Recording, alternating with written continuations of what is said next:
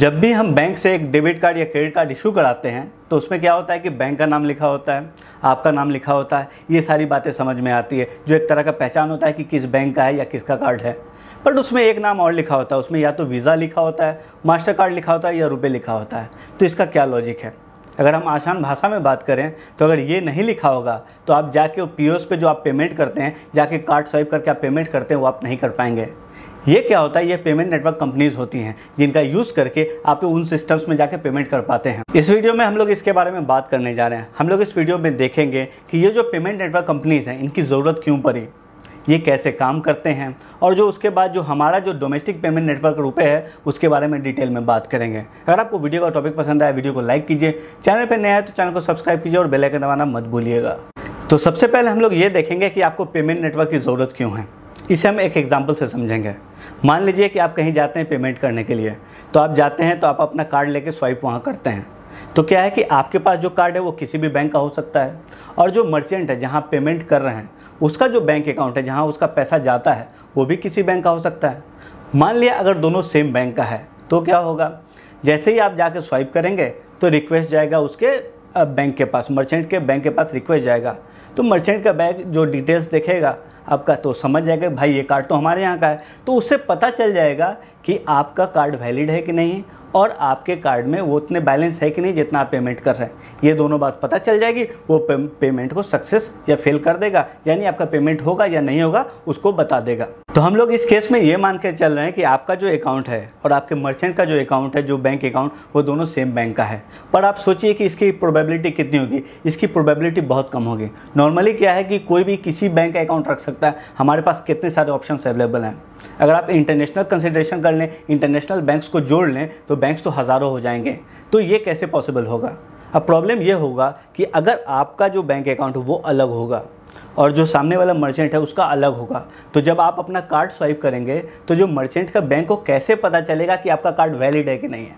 और अगर आपका कार्ड वैलिड भी है तो कैसे पता चलेगा कि आपके जो कार्ड में उतना अमाउंट है कि नहीं जितना उसको डिडक्ट करना है? तो ये एक बहुत बड़ा प्रॉब्लम था। तो उसके लिए क्या है कि अगर नॉर्मल हम सोचे तो वो कैसे सॉल्व हो सकता था? तो वो सॉल्व हो सकता था कि बैंक्स को एक दूसरे से टाई अप करना पड़ता। अब क्या है कि आपका बैंक और मर्चेंट का बैंक एक दूसरे से टाई अप कर ले तब ये इन्फॉर्मेशन मिल सकता है। अब उसके लिए क्या है कि उसके लिए बहुत सारा खर्चा है, उनको एक अपना इंफ्रास्ट्रक्चर बनाना पड़ेगा दोनों को मिलके, और फिर वो ऐसा कम्युनिकेशन कर पाएंगे। अब तो ये तो दो बैंक की बात हो गई, फिर आपको तीसरे बैंक से कनेक्ट करना है, चौथे बैंक से कनेक्ट करना है, तो आप ये कहाँ तक करेंगे? तो यहाँ पे आती है वीज़ा जैसी कंपनी, मास्टर कार्ड जैसी कंपनी। वो लोग क्या कहते हैं कि एक काम कीजिए, आप उन लोगों से टाई अप मत कीजिए इंडिविजुअली, आप हमसे टाई अप कीजिए। हमने क्या किया है, हमने सारे बैंक से टाई अप पहले से करके रखा है और आप हमसे टाई अप कर लीजिए। तो क्या होगा, अगर आपको कोई भी रिक्वेस्ट करना होगा आप हमसे पूछिएगा, हम उनसे पूछ के आपको बता देंगे। तो पेमेंट नेटवर्क कंपनीज एक्चुअली में ये करती हैं। तो जब रिक्वेस्ट उनके पास आता है तो वो ऑथराइजेशन का काम करती हैं, मतलब कि वो बताती हैं कि ये जो पेमेंट है आपको प्रोसेस करना है कि नहीं करना है। तो ये क्या है कि दोनों बैंक के बीच में एक इंटरमीडिएट की तरह काम करती हैं। तो एक्चुअली में प्रोसेस ऐसे काम करता है कि जैसे किसी भी बैंक को अगर डेबिट या क्रेडिट कार्ड इशू करना होता है तो वो क्या करते हैं, सबसे पहले इसमें से कोई भी एक पेमेंट नेटवर्क कंपनी से टाई अप करते हैं। मतलब वो वीज़ा या मास्टर कार्ड है या रुपए है या डिस्कवर या एमएक्स है, तो वो किसी एक के साथ टाई अप कर सकते हैं और टाई अप करने के बाद वो अपना कार्ड इशू कर सकते हैं। उसके बाद क्या होता है कि इसमें जो आपको प्लास्टिक इशू होता है, जो कार्ड आपको इशू होता है वो आपको बैंक देता है। वीज़ा को इससे कोई मतलब नहीं है या मास्टर कार्ड को इससे कोई मतलब नहीं है। उसके अलावा क्या आता है, उसके कार्ड के ऊपर क्या ऑफ़र रहेगा, आपको क्या चार्जेस लगेंगे, ये सारी चीज़ें बैंक डिसाइड करती है। इन सारी चीज़ों से भी वीज़ा या मास्टर कार्ड को यानी पेमेंट नेटवर्क को कोई मतलब नहीं होता है। उनको सिर्फ मतलब होता है कि जो भी ट्रांजैक्शन होता है, ट्रांजैक्शन के बाद मर्चेंट से उनको कुछ फीस मिलती है। उसके अलावा उनको कोई प्रोसेस से मतलब नहीं है। जो भी प्रोसेस आपका होता है या उस पर जो भी टर्म्स एंड कंडीशन होते हैं वो बैंक के चलते हैं, वो पेमेंट नेटवर्क कंपनीज के नहीं चलता है। तो अब हम लोग देखेंगे ये जो पेमेंट का जो ऑथराइजेशन प्रोसेस है ये कैसे काम करता है। तो इसमें क्या हो गया कि 5 एंटिटीज़ है जो काम करती हैं। जो सबसे पहले एंटिटी होती है वो होता है कार्ड होल्डर, जिसके पास कार्ड है, जो गया है पेमेंट करने के लिए। और उसमें सेकंड एंटिटी हो गई उस कार्ड होल्डर का बैंक, जिसने कार्ड बना के दिया है कार्ड होल्डर को। तो इधर से 2 हो गए, एक कार्ड होल्डर एक उसका बैंक। बीच में क्या हो गया, आपको आ गया वीज़ा या मास्टर कार्ड, जो पेमेंट नेटवर्क कंपनी है वो बीच में आ गई। और अदर साइड में अगर आप जाइएगा तो उधर क्या हो गया कि जो मर्चेंट है जहाँ पेमेंट कर रहे हैं और उसका बैंक। तो आपको यहाँ पे 5 एंटिटीज़ हो गई। अब इसमें क्या होता है कि जैसे आप अपना कार्ड लिए, कार्ड लेके आप गए, वहाँ पे स्वाइप करके आपने पिन डाला, आपका पेमेंट का रिक्वेस्ट गया। तो जो रिक्वेस्ट किया वो क्या हुआ कि मर्चेंट के पास से मर्चेंट के बैंक के पास रिक्वेस्ट किया, ठीक है। तो मर्चेंट के बैंक के पास जब रिक्वेस्ट किया तो अब मर्चेंट को पता करना है कि भाई ये कार्ड वैलिड है कि नहीं, या इसमें उतना बैलेंस है कि नहीं जितना ये पे कर रहा है। तो मर्चेंट क्या करेगा कि उस रिक्वेस्ट को वीज़ा के पास फॉरवर्ड करता है। तो ये रिक्वेस्ट वीज़ा के पास जाता है, तो वीज़ा को रिक्वेस्ट मिलता है। अब वीज़ा उस रिक्वेस्ट को क्या करता है, आपके बैंक के पास भेजता है, क्योंकि आपके बैंक को पता है कि आपके कार्ड का डिटेल्स क्या क्या है, आपके कार्ड की वैलिडिटी है कि नहीं है, या उसमें बैलेंस है कि नहीं। तो वीज़ा आपके बैंक को भेजता है रिक्वेस्ट कि आप उसको बताइए कि इस जो पेमेंट को हम ऑथराइज़ करें कि नहीं करें। तब उसके बाद क्या होगा कि वो जो फीडबैक है, यस या नो, मतलब ऑथराइज़ करना है या नहीं करना, आपका बैंक जो है वो वीज़ा को बताएगा। और फिर वीज़ा इन रिटर्न मर्चेंट के बैंक को बताता है। तो अगर वो सक्सेस होता है तो आपका पेमेंट वहाँ पे सक्सेस हो जाता है। अगर वो बोल देता है कि नहीं ये कार्ड वैलिड नहीं या कुछ प्रॉब्लम है, तो आपको वहाँ पे फेलियर होता है और आपका पेमेंट जो है वो फेल हो जाता है। तो ऐसे ये ऑथराइजेशन का प्रोसेस जो है वो काम करता है। तो ये क्या है कि ये आपको फर्स्ट प्रोसेस हो गया, इसके अलावा 2 और प्रोसेस होती है। लेकिन बीइंग अ कार्ड होल्डर, अगर आप कार्ड होल्डर हैं तो आपको सिर्फ फर्स्ट प्रोसेस से मतलब होता है, आपके बैंक ने अप्रूव कर दिया, आपका पेमेंट हो गया, आप अपना सामान लेके घर जा सकते हैं। बट क्या है कि बैंक के बीच में जो ट्रांजेक्शन है वो अभी बचा हुआ है, तो उसके लिए क्या आता है, सेकंड प्रोसेस आता है जिसको कहते हैं क्लियरिंग। क्लियरिंग में क्या होता है कि मर्चेंट का जो बैंक है वो क्या करता है कि फाइनल एक बिल बना के आपके बैंक को भेजता है, जिसमें अगर कोई चार्जेस हैं वो होते हैं और जो पेमेंट हुआ है टोटल आपको बिल बन के उसको मिलता है। तो ये होता है सेकंड प्रोसेस।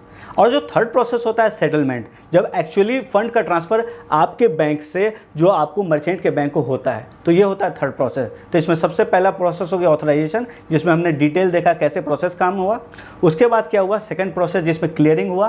क्लियरिंग में क्या हुआ कि आपका जो बिल बना था वो बिल आपका मर्चेंट के बैंक से आपके बैंक को भेजा गया। और जो थर्ड प्रोसेस था वो क्या हुआ, सेटलमेंट, जो आपका बैंक जो एक्चुअल फंड ट्रांसफर करके इस चीज़ को सेटल किया, जिसको हम सेटलमेंट कहते हैं। अगर हम लोग पेमेंट नेटवर्क कंपनीज की बात करें तो उसमें जो मार्केट का डोमिनेंट प्लेयर है वो वीज़ा है, जो 200 से ज़्यादा कंट्रीज़ में यूज़ होता है। उसका जो मार्केट शेयर है वो 50% से भी ज़्यादा है। उसके बाद जो सेकंड कंपनी है जो मार्केट में डोमिनेट करती है वो है मास्टर कार्ड, जिसका मार्केट शेयर 25% से भी ज़्यादा है। उसके अलावा कुछ और कंपनीज़ हैं जो मार्केट में यूज़ होता है, जैसे कि एमएक्स यानी अमेरिकन एक्सप्रेस है, डिस्कवर है, और इंडिया में अब रुपए आ गया है। अगर हम लोग रुपए की बात करें तो रुपए क्या है कि इंडिया का डोमेस्टिक पेमेंट नेटवर्क है। इसे क्या है 20 मार्च 2012 को एनपीसी यानी national payment corporation of India ने लॉन्च किया था। इसका जो नाम है वो डराइव हुआ है रुपी और पेमेंट से, जिसका मतलब है कि वो इंडिया का पेमेंट नेटवर्क है। इसका यूज़ करके, इसका जो कार्ड रुपए का कार्ड बनता है उसको यूज़ करके आप ऑनलाइन शॉपिंग भी कर सकते हैं, स्वाइप करके पेमेंट भी कर सकते हैं, और एटीएम से पैसे भी निकाल सकते हैं। सवाल ये उठता है कि जब ऑलरेडी मार्केट में इतनी सारी कंपनीज थी तो रुपए को क्यों लॉन्च किया गया। अगर हम आसान भाषा में बात करें तो उनकी जो मोनोपोली थी उसको ख़त्म करने के लिए इसको स्टार्ट किया गया, लॉन्च किया गया। होता ये था कि जब भी किसी बैंक को डेबिट कार्ड या क्रेडिट कार्ड इशू करना होता था, उन्हें सबसे पहले इनमें से किसी एक के साथ टाई अप करना होता था। तो उसके टाई अप के कुछ चार्जेस होते हैं।